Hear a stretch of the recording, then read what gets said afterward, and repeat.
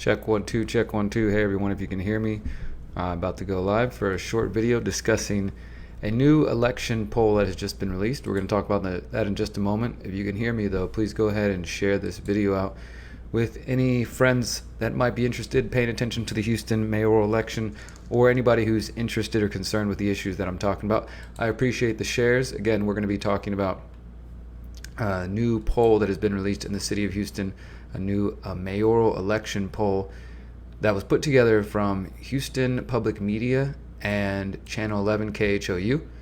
So if you're interested in hearing about that, let's go ahead and let's do that. First off, how are you guys doing? My name is Derrick Broze, and I'm running for mayor of Houston. I think most of you are aware of that and know that. But again, I wanted to check in. It's been a little while since I've done a live stream. It's been so busy on the campaign. I guess I might as well catch you guys up a little bit before we talk about the main focus of today. It's been a really busy on the campaign trail, as they say, and I'm very thankful to everybody who's continued to support my efforts and my work and our team. We have a beautiful, small little family, core family that is helping make this campaign happen, truly a grassroots effort. And I'm thankful to each of them every day for all the work and the time that they put in to help make this campaign successful. And successful, of course, to us is not just winning the election, although we're going to talk about whether that's a possibility today, but to reach as many people as possible. And we are reaching lots of people around Houston. People are resonating with the issues that I'm talking about. People are resonating with the concept that we're promoting over at derrickbroze.com. For those who have not been to our website, it is derrickbroze.com if you want to find out more about my mayoral campaign. And as I said, people are resonating with these issues. People are coming to the events, and they are talking to us at the forums. They're coming to, just want to learn more about everything we're about and what we're talking about.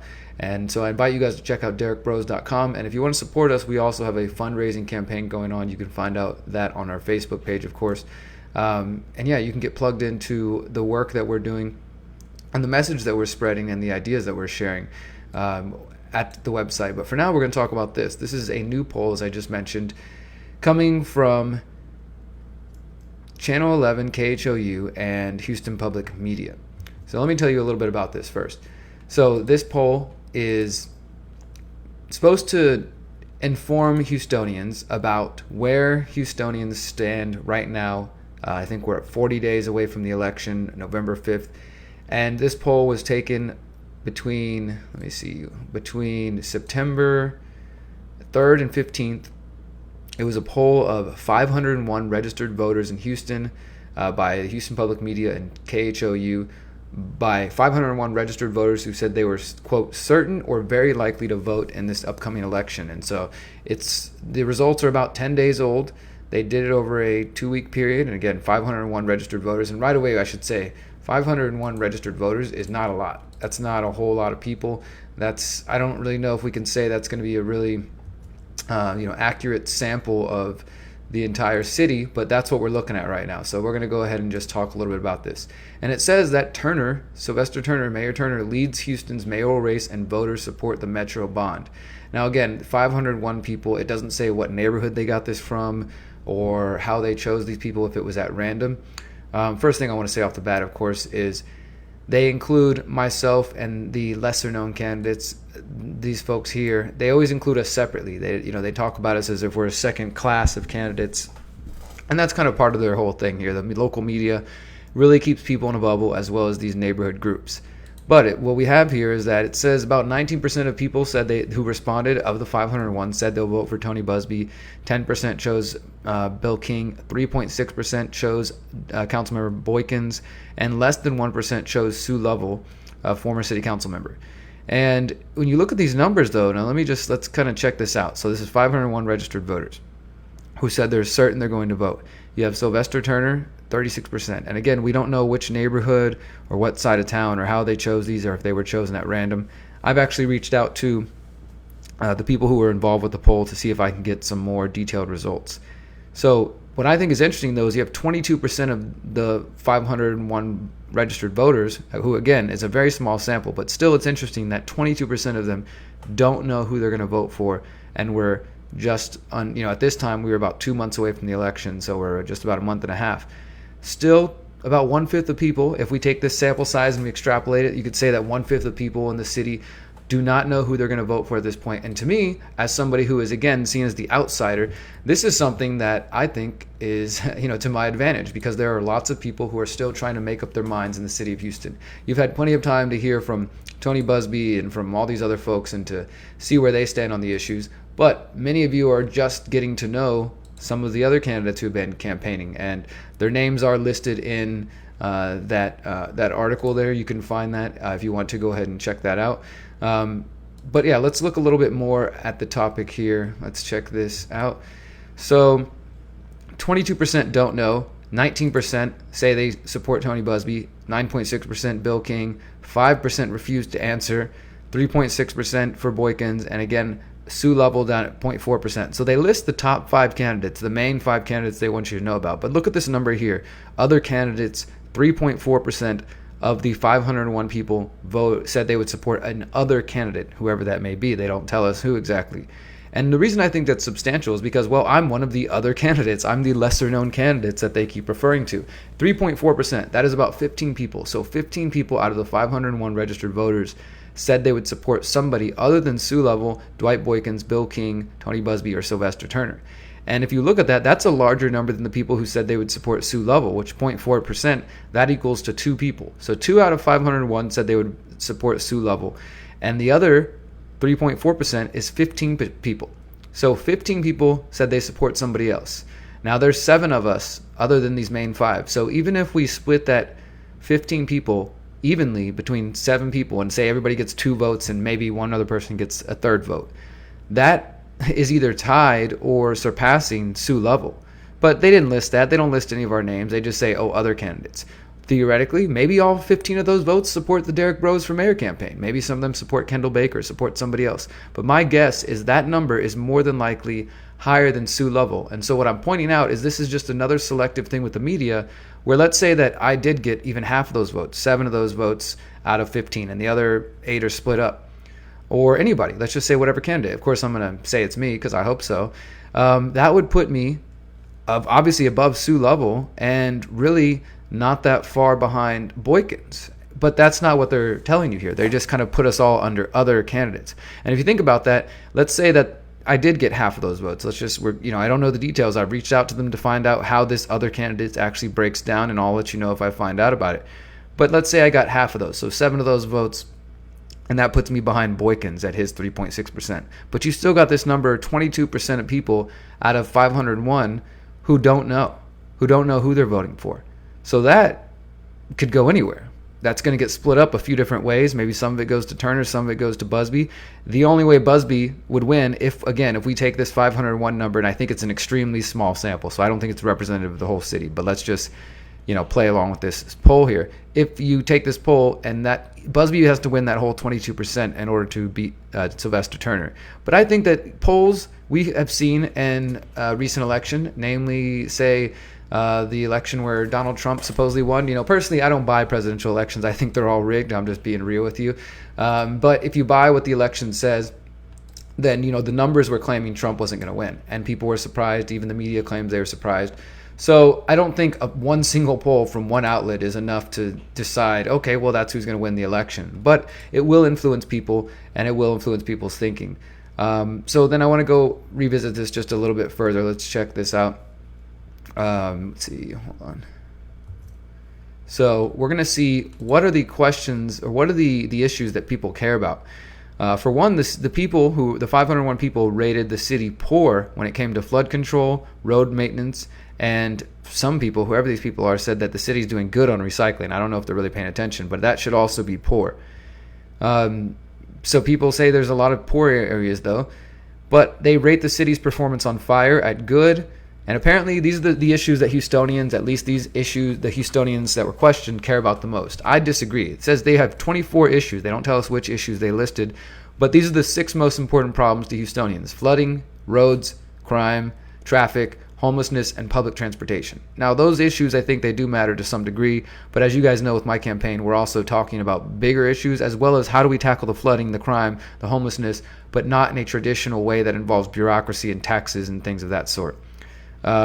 People say they support the Metro bond, and I am personally against this. I will not be voting or supporting this bond. But that's all the numbers we got on the poll so far. As I mentioned, I did reach out to them, and I'm trying to find out what exactly this 3.4% number is, how that breaks down. And the only reason I think that's interesting is because it does highlight another example. For those of you who are following the Facebook, you may have seen my post I made earlier today about the Village Republican Women Forum that I went to and how they separated us, the candidates. First, they had the lesser known candidates on stage, and they gave us 1.5 minutes to introduce ourselves and one question with a 30-second response, which is not much at all. And then they went to the main candidates. Well, Mr. Turner didn't show up, Boykins didn't show up, Sue Lovell didn't show up. So guess what? It was just Bill King and Tony Busby on stage discussing the issues. And they got their 1.5-minute opening, and they got a bunch of questions. I was told, well, they wanted to go deep and wide with the candidates. Apparently giving us 2 minutes to talk is going deep and wide. But I just wanted to highlight this because the local media, I told you guys that Greg Grugan at Fox 26, he interviewed me 3 weeks ago. I showed you guys those pictures. I showed you how smiling and happy we both were. And then he only aired 10 seconds of my interview in another broadcast, and he thought that was satisfactory. Not only is that dissatisfactory, but legally, because Mr. Grugan and Fox 26 are interviewing the candidates, Mr. Busby, Mr. Boykins, King, and now Sue Lovell, they have to give any other candidate who calls them and contacts them and makes it clear, hey, I contacted you, I want that same slot for the same, I'm not asking for anything extra, I just want those 7 to 8 minutes on Fox 26 at 7 to 8 a.m. that he's been giving the other candidates. They have a 20-minute interview with me, they've refused to release it. I told him today, because I ran into him at that forum, what's going on? Is there somebody up top that's giving you a message telling you not to release my interview, or do I need to edit the interview myself? And I'm not trying to just be somebody who complains or whines. I'm just pointing out to people who don't quite get it how corrupt this system is from top to bottom. It's not just the federal government, it's down to the local level. It's the local neighborhood groups and civic groups and political groups, and it's the local media. That's how you keep the population indoctrinated and distracted and confused and misinformed or completely uninformed, by keeping them in a bubble. Here are the 5 candidates that you have to pay attention to. Here are the 5 candidates that are running for office. How many times have you guys seen that? Only do a few outlets, and they're kind of being forced to because myself and other people are not going away. We're on the stage. We're talking about real issues. You guys are coming to me and telling me what you care about, and I'm making sure at these debates and these forums that these issues are discussed. But the people in power, and I mean this from the top to bottom, the people in power and the people who want to be in power, they are no different. They want the same thing. They want to put themselves in control. They want to be in control of this whole scheme. And they don't care about the issues, the many, many issues, the 9 core issues that I'm talking about: ending the drug war, ending mass incarceration, decriminalizing cannabis for medicinal, recreational purposes, standing for health freedom, giving you a voice on the 5G rollout, addressing the flooding in a new, innovative way, using hemp, regreening Houston, more community gardens, more urban farms, more food forests. Well, actually, the first food forest in Houston, because there are none at the moment. And many, many more ideas like this. The local media and the politicians in control and the people who want to be in control, do not want you to hear about these ideas. And I have no problem just calling it out and saying it like it is. So I'm going to keep doing that, but I can't do this without your support. So I hope you enjoyed my short little analysis of the latest polling. I don't think it matters ultimately. I'm going to keep going on one way or the other, whether they say we're polling or not. I'll let you guys know if I find out if I'm in that 3.4% of other candidates who received some support. But ultimately, we're going to keep doing forums. As you guys can see, I'm in the middle of doing 14 events in 14 days. I think this is day 8 or so of just doing these events, and we still got plenty more coming up. And we're doing this to show you that I'm out here in the community. I'm going to forums. I'm talking to people in their neighborhoods. We're creating events. We're going to Food Not Bombs. We're cleaning up the bayou. We're going to be doing some volunteer gardening very soon for anybody who wants to get involved. I'm putting my feet in the soil, and I'm hitting the pavement, and I'm doing the work that I'm talking about. I'm not just speaking about it. So if you want to support me, I invite you to contribute to our Money Bomb, invest in this campaign. I'll post the link below. And we're aiming to raise $2,000. It would just help us push towards the next goal into November and into early voting. If you guys don't know, early voting in Houston begins October 21st, and the deadline to register to vote in this election is October 7th. So we've got a deadline coming up. I just posted that link there for those who want to check it out. But that link, we're trying to raise a couple $1,000s to go get more yard signs, more street signs, get some more advertising going.